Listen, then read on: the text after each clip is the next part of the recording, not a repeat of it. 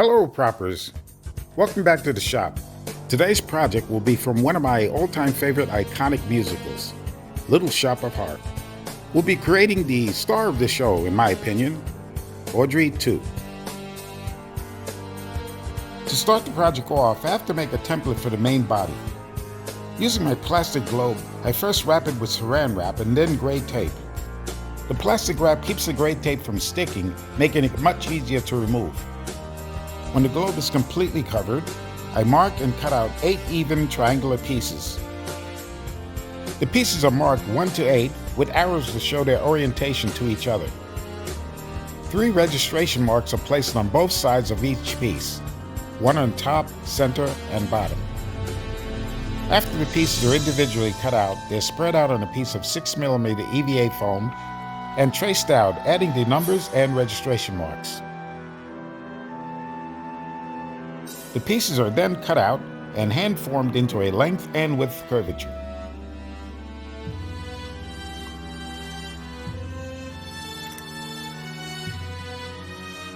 An EVA foam 6mm or thinner is very easy to make curvatures without using a heat gun, especially when working with smaller pieces of material. After all the pieces are cut out and formed, I use contact cement to connect them to each other, being very careful to follow the orientation and registration marks. I apply contact cement to all the seams of all the pieces, use my heat gun to quicken the drying process, and then start assembling the pieces on the globe to keep the curvature. I complete one half of the project on a globe at a time, then connect the 2 halves together. Since Audrey 2 is more of a pear shape than a spear, I use separate pieces of foam to complete the front half. I hand form 2 rectangular pieces of foam into a simulated duck bill. Then I center and attach them to the inside top and bottom of the first piece.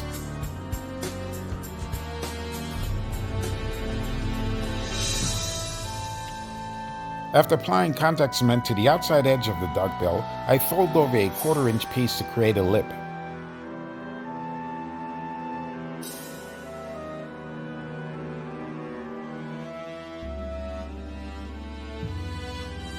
I mark and cut out sections of foam on both sides of the project to create a more realistic curvature for the mouth opening.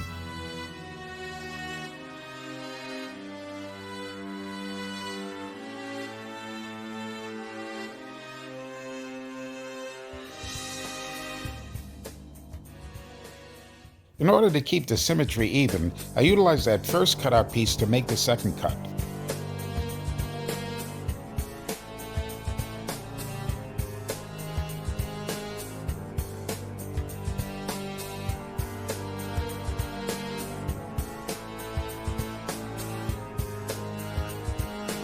In order to establish that aforementioned pear shape, I put contact cement on the corners of each mouth and compress them together.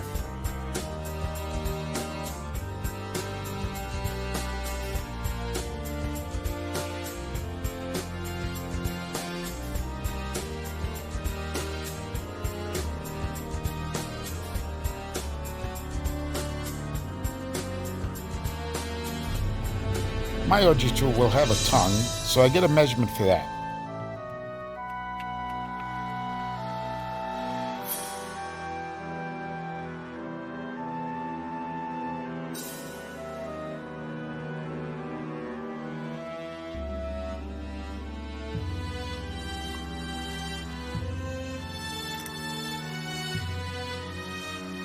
After creating the tongue and folding it into shape, I give it a test fit.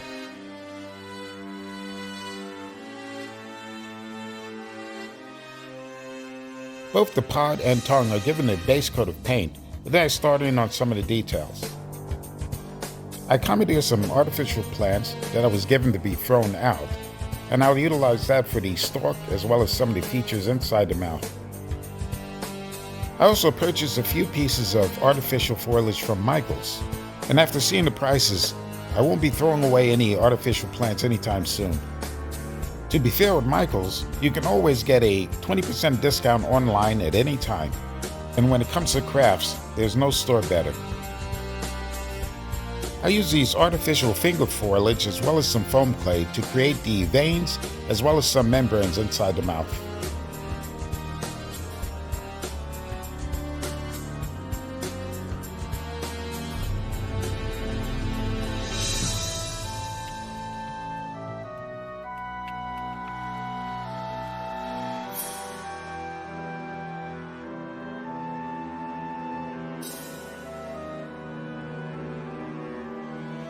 I also use the foam clay to smooth out the transition between the inner and outer pieces of foam.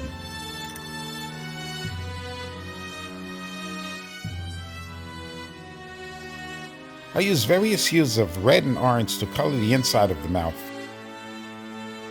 You can ignore the foam clay in the inside of the lips. I utilized that to place the teeth in, but it was a disaster. Since the foam clay took so long to dry, the teeth were constantly sagging, so I had to rip it all out. This is not my first losing battle with foam clay. I now realize that I can't use it for anything structural.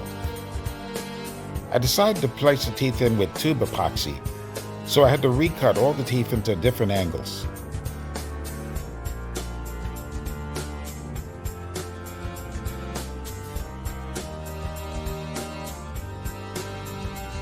With the tube epoxy, I placed the teeth in position and they never moved.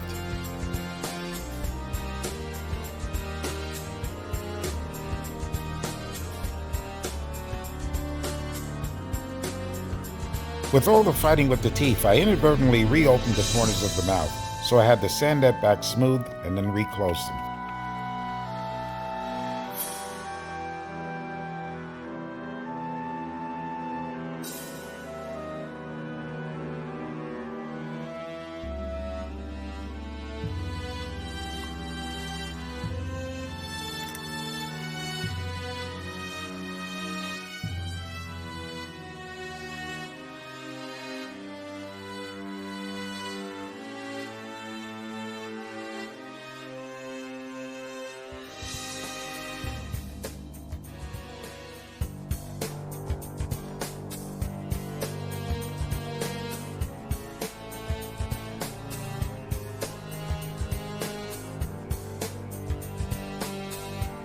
I used my Dremel tool to sand down and smoothen out some of the seams.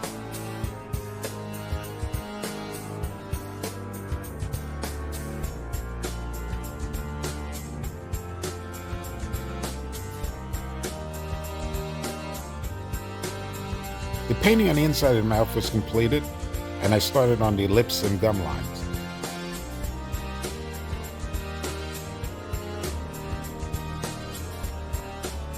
I touched up the teeth with some acrylic white. To install the main stem and still be able to work on the project, I had to create a temporary base. Once again, I had to rely on a miscellaneous piece that I refused to throw out. I believe this is one of the two pieces that I was planning on using for the base of my transportation pods.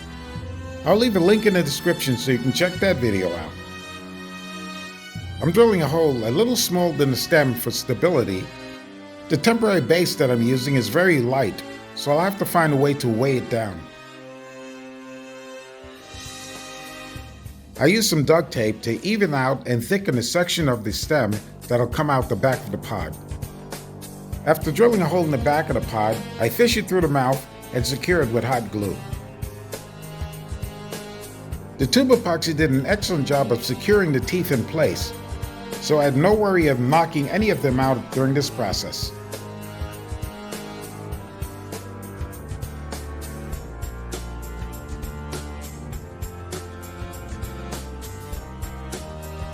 I wanted to establish a wavy curvature to the tongue, so once again I fished through some Romex wire. I left 1.5 inches of wire sticking out of the back of the tongue to help secure it to the throat. After securing the main stem with hot glue, I attached the tongue. If you've been watching carefully, you'll see that I went all caveman with the base. Instead of making some permanent solution with the weight, I just kept putting on some heavy object to hold it down.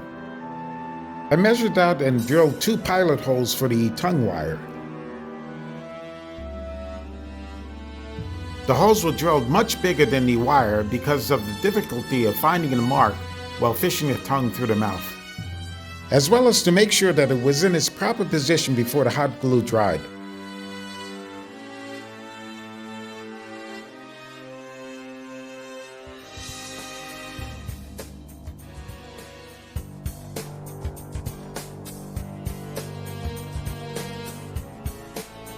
At this point, I could move forward with some of the preliminary painting.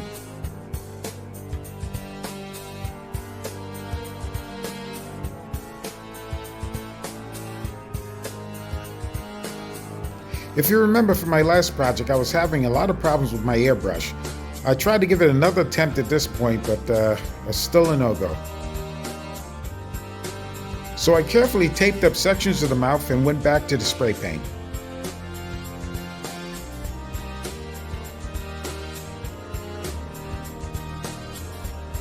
After a new base of green was applied to the pod, I utilized some EVA foam to create the lips for the corners that I had cut out. To do this, I applied some contact cement to a thin strip of foam and then folded it over 1/4 of an inch. After trimming the pieces to the correct size and shape, I attached them to the pod.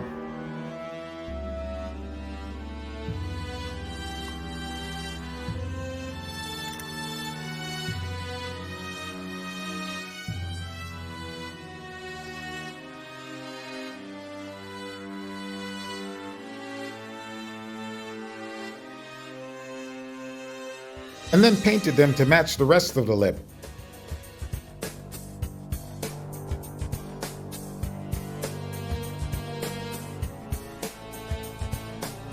The tongue was a little too long for my liking, so I trimmed it down and touched it up with red paint. After adding some more detail and texture to the pod, I finished up the paint job.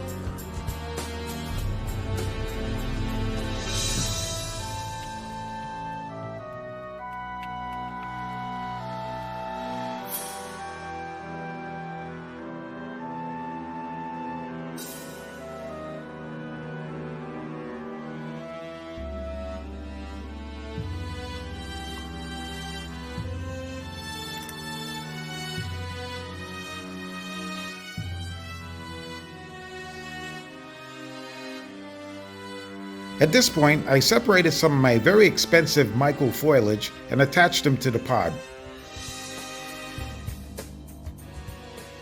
This was supplemented with some artificial leaves that I took from an old poinsettia.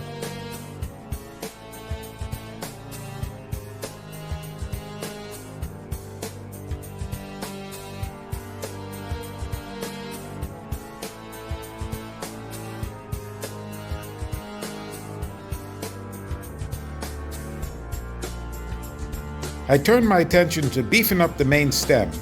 I just happened to have some old dried vines that I kept in the shed. I attached them in various sizes to the stem with hot glue.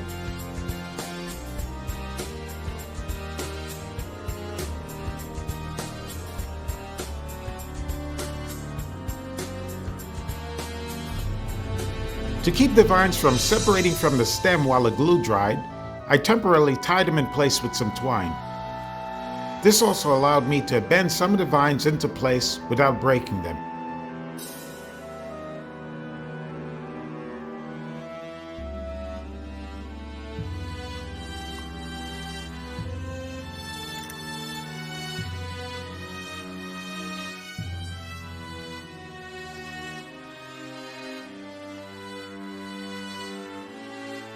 After the glue dried, I removed the twine and applied a red oxide primer.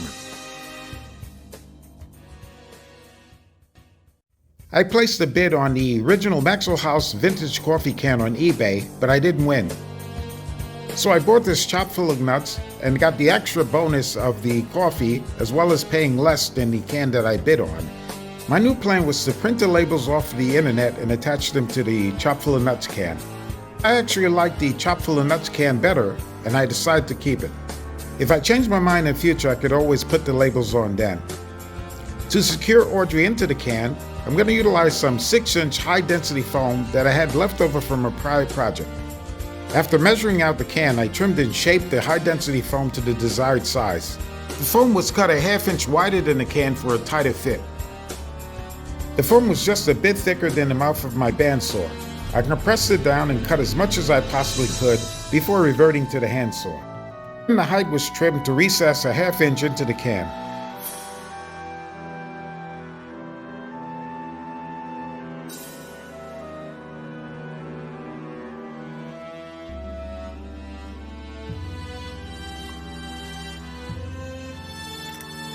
I carefully compressed the foam into the can, then cut a small pilot hole down the center.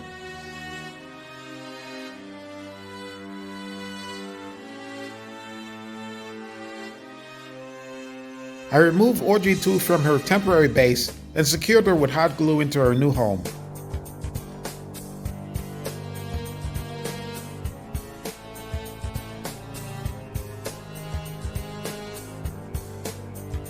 Keeping her face in line with the front of the Chock full of nuts can.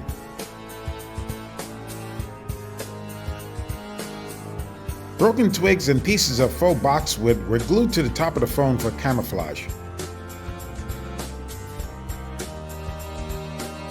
I also placed in some artificial twigs with some small sprouts coming out of them.